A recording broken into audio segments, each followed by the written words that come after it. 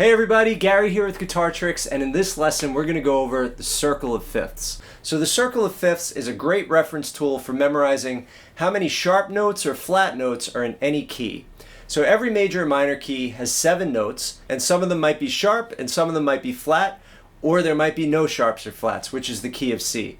So we're going to go over this circle and talk about how it works and how you could use it in your playing. By understanding the circle of fifths, it will also give you some insight into how a song might modulate, which means change keys from one key to the other. And it's also a great practice tool for kind of strategically practicing your scales and stuff in different keys by following the circle of fifths. The circle of fifths is also a great reference tool for seeing which major key and minor key have the same key signature, meaning that they share the same notes. And we call these the relative major and the relative minor. So we're going to go over all of that, but before we jump into it, please go ahead and click subscribe so that you get all the latest and greatest content from Guitar Tricks. Alright, let's get into it. So let's take a look at the circle. So the outer ring is the major keys. So we start at the top with the key of C. The key of C has no sharps or flats. On a piano, if you were playing in the key of C, you'd be playing all the white notes, okay? And here's what that C scale sounds like. So by playing that scale, I'm playing the notes C, D, E, F, G, A, B, C. None of them are sharp, none of them are flat. Okay, so now as I move around the circle, I'm going to go to the right, and it's called the circle of fifths because the note G is up a fifth. Think about it. If C was 1, 1, 2, 3, 4, 5, C, D, E, F, G, G is up an interval of a fifth from the C. So now as I go to the key of G, and I play all the notes in the key of G, G, A, B, C, D, E, F sharp, G. Now I have 1 sharp. So now I'm going to follow the circle and call out the notes. So you'll see. So I start on C, C, D, E, F, G, A, B, C. No sharps or flats. Then I go down a fifth to G, or up a fifth. G, A, B, C, D, E, F sharp, G.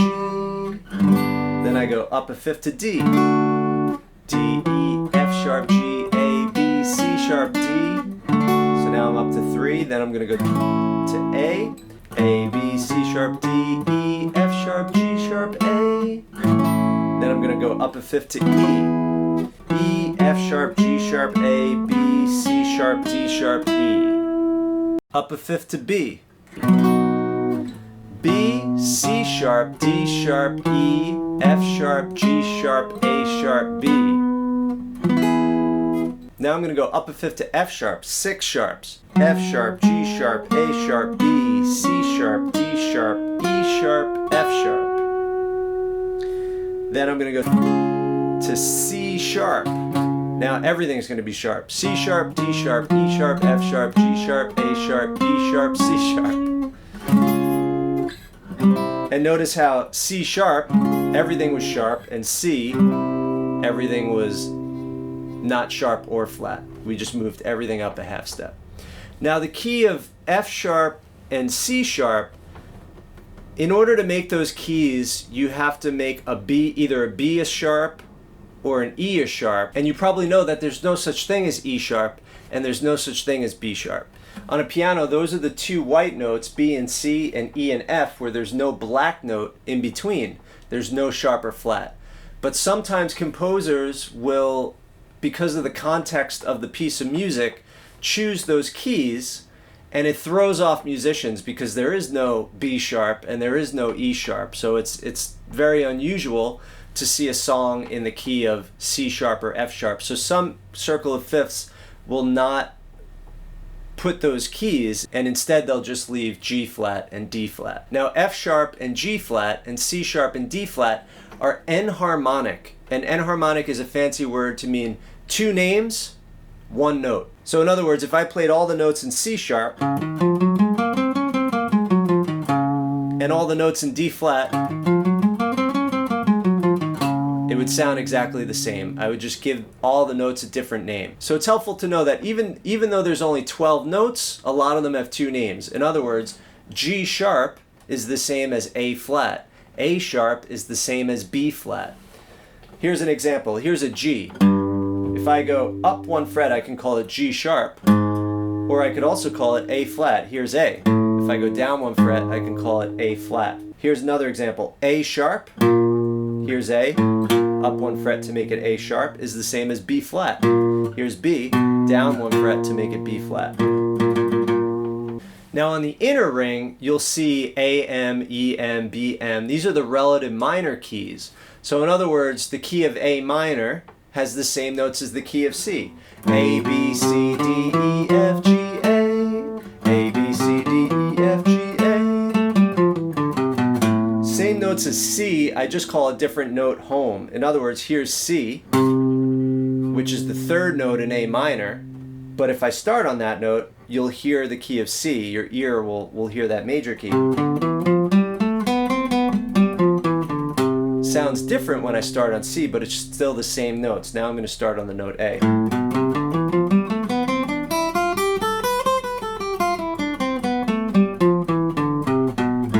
Cool how that works, right? So that's the relative minor. So you could use this as a reference to say, hey, let's say I'm playing in the key of A minor, and I want to, maybe in the chorus, play in a major key. Well, the easiest thing to do would just be to play the relative major. So in other words, let's say I was playing A minor,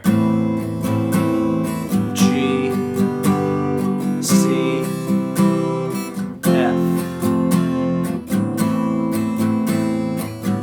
So this is in minor because that A minor is the home chord. Now for the chorus,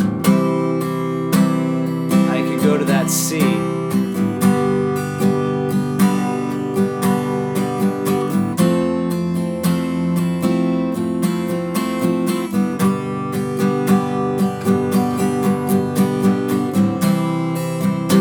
And that would really change the feel. So I used the same chords, but I made the C the tonic instead of the A minor.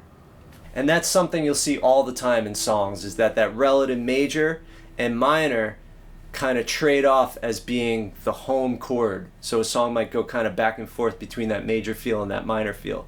Now a lot of times what you'll also see is a modulation, say to the 5.